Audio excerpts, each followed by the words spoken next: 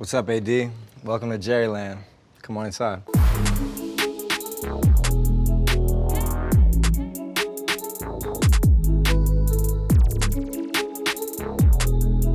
So what drew me to this house initially was its warmth and its homey kind of vibe, kind of Spanish Moroccan style, a whole lot of wood, and in particular these beams up here. This was the first thing that completely sold me on this house. We pretty much completely redid most of it, added in these bookshelves. Books are huge to me. They just make a home feel like a home, and I actually do read a lot.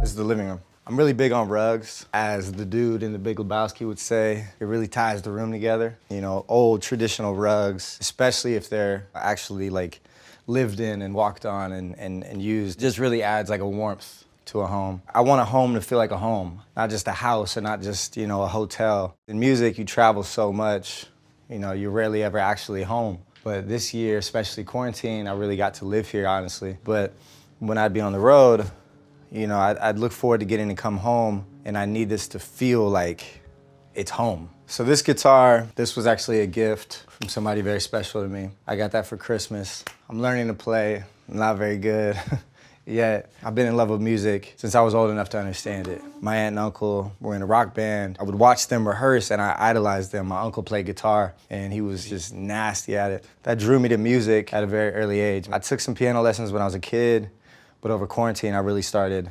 actually taking it serious again and spending time on the piano every day. Having instruments in a home, you know, is so essential to me, you know, as somebody who, you know, has lived a life in music.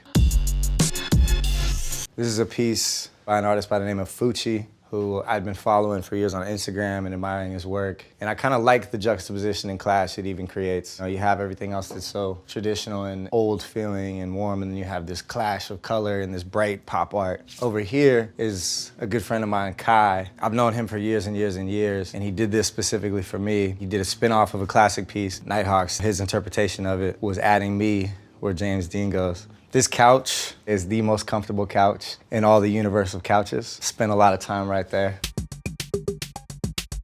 Over here, this is, I guess, my dining room. For me, it's essential to just have this flow and walkway through from the living room to the entryway, to this dining room, to the kitchen. Over here, there's another piece by Kai. This is his like traditional character he does. This piece is actually my mom. She's a photographer, photo printmaker. I love having pieces of, you know, my family in my home. It just makes me feel closer to them. Obviously, music is big. I think when you put a record on, it's like, it's different than just, you know, connecting to Bluetooth and, you know, putting on a Pandora or Spotify station or something. I don't have like that crazy of a collection, but I got some stuff.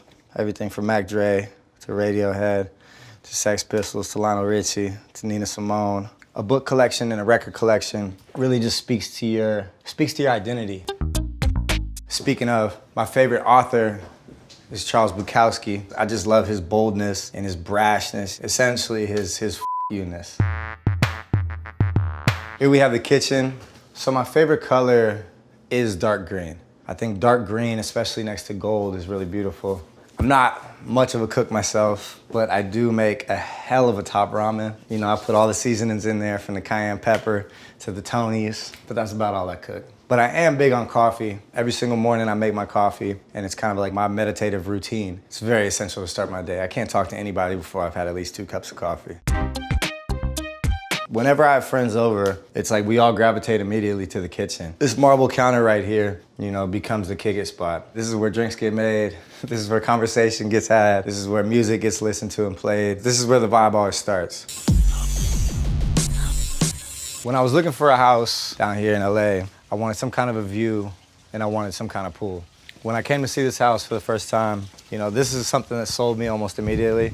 The pool, it's really more or less a massive hot tub. I probably pay way too much in energy costs, but I keep it almost 100 degrees pretty much all the time. It makes for fun nights for me. I like to make my coffee. I come out here and I just appreciate this vibe. It's just so much to be grateful for and to not take for granted. The beautiful weather here, this beautiful view, getting to live in the land of opportunity.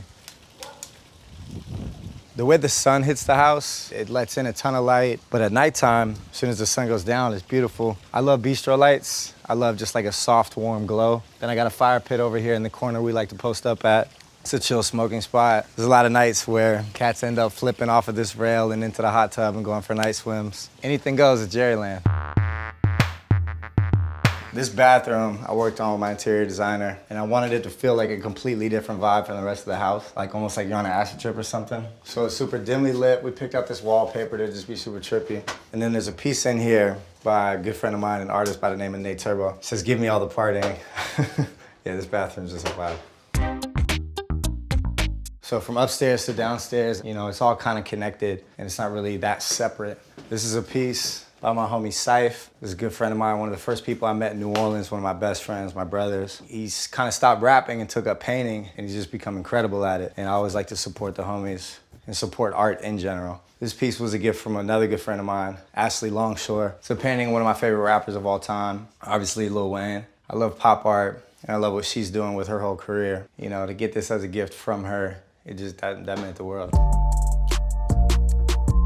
This probably get to make some people jealous. We got it all sectioned out, leather jacket collection. You know, we got the blazers down here, suits, jackets, dress shoes here, boots, creepers. But then the sneakers is where I really just get to stunt. Sneakers, sneakers, sneakers, sneakers. The Air Mags, Back to the Future. If I could pick out one thing in this entire closet, it's my favorite piece. It's either there's a certain Saint Laurent jacket that I've worn for so many years that it's become like a second layer of my skin. Either that or these right here. This is my holy grail in terms of sneakers. It's the Nike Sb Pigeons. Crazy controversy over when these were released. The irony is I'm actually totally afraid of pigeons. I have a weird phobia of birds, but for some reason this shoe, I just felt like it's the most beautifully designed, and then all the lore behind it and how rare it is. That's a pair that makes people upset. From the Bay Area, so when it comes to hats, you'll usually always see me in an A's hat or a Giants hat. So the conversation of LA and the Bay is a tough one. You know, there's always kind of been like a rivalry, and being from the Bay, you know, I miss it. I miss my friends and family back home. I miss the energy back home, but it is a slower pace. LA is the land of opportunity. You know, things move so fast down here. So in the music business, it's almost like you kind of have to be here, but in a perfect world, man, I moved back home before too long.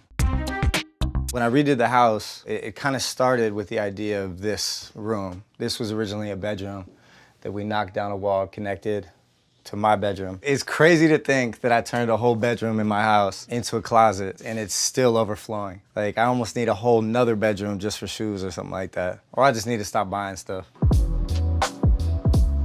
I like keeping things like, you know, the dark gray, like cold feel of like the sheets. This is like my reading station. I love this chair. Hermes blanket for the cold nights. Right here next to my baby. I love you, Kate. You're so beautiful. We added these in. Before this, it was literally just wide open and it was so bright. You know, sometimes I'm a nocturnal animal. Sometimes I'm up all night in the studio working, and I sleep all day. And that's just how it goes. So the blackout curtains are hella essential. Sleep is essential. You gotta get that to stay healthy.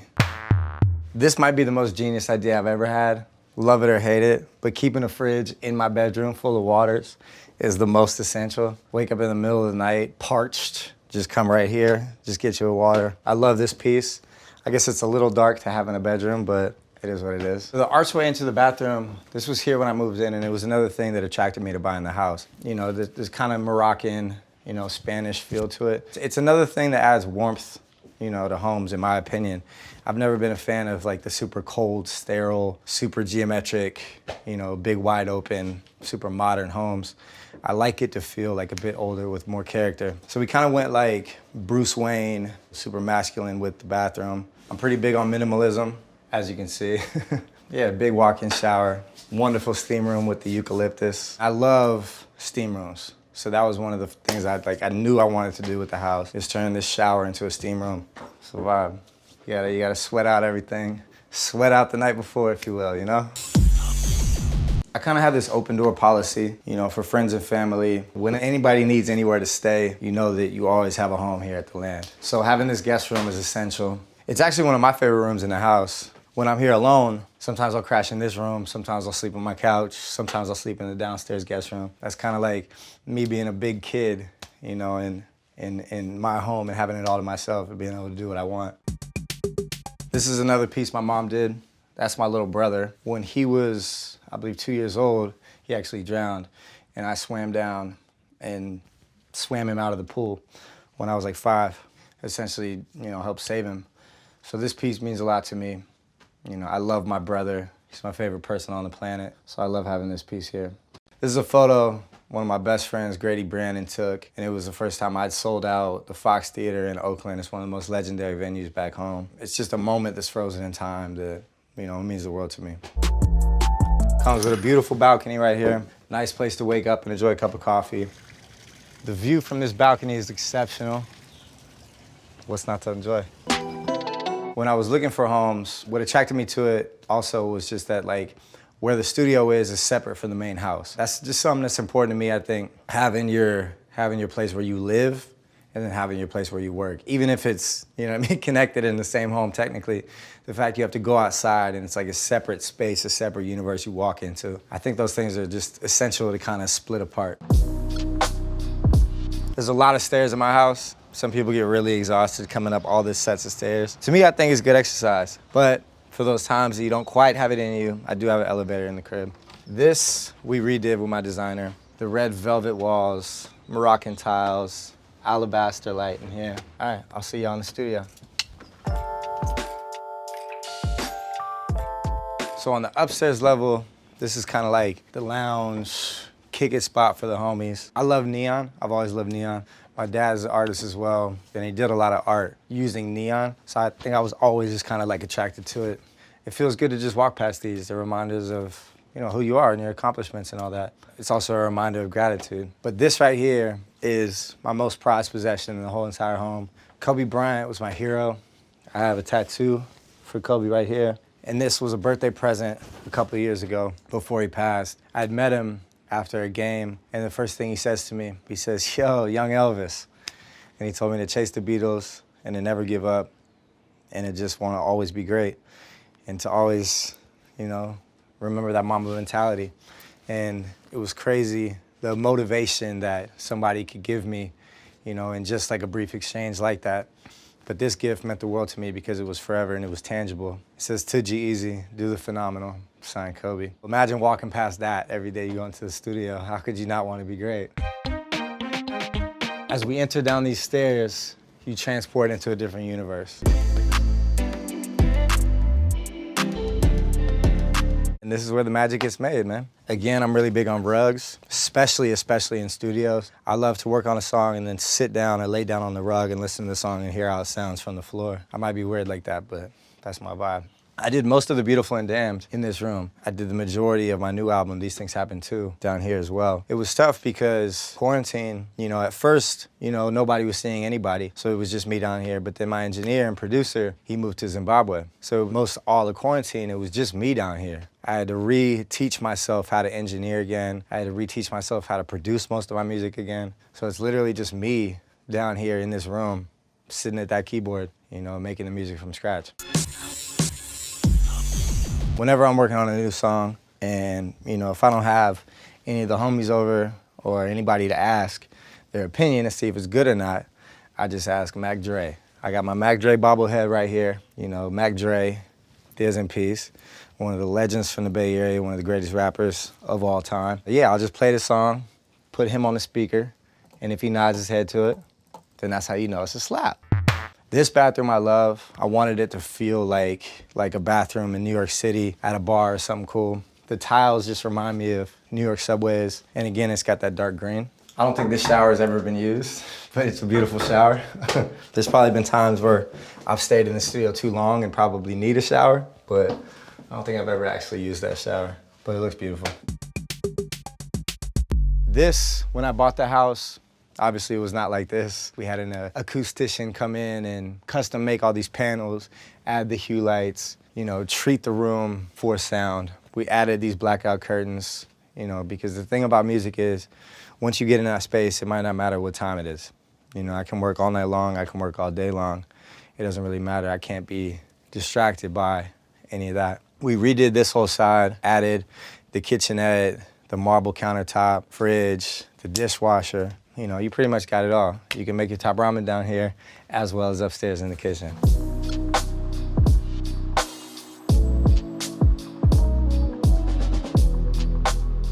And there you pretty much have it. That's a tour of Gerryland. From the studio where I become G-Eazy, to the home, Gerald's domain, where it's all wholesome. Thank you guys for stopping by.